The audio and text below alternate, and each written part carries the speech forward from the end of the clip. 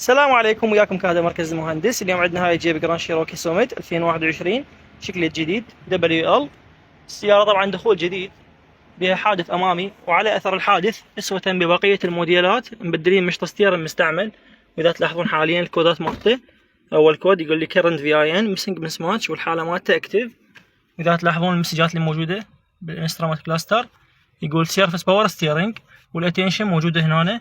كذلك البريك ما بيه السيارة، لأن الستابكس الأمامي الأيمن متعرض إلى حادث أيضا، والصوندة مقطوعة. مبدلين صوندة لكن ما منفسين بالجهاز، راح ننفس مبرمج إن شاء الله.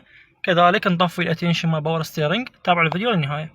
السلام عليكم، رجعنا لكم بهاي جيب جراند شيروكي سوميت 2021 اللي سبق وبلغناكم بأنه كانت فيه مشكلة بالمشط ستيرن مؤشر.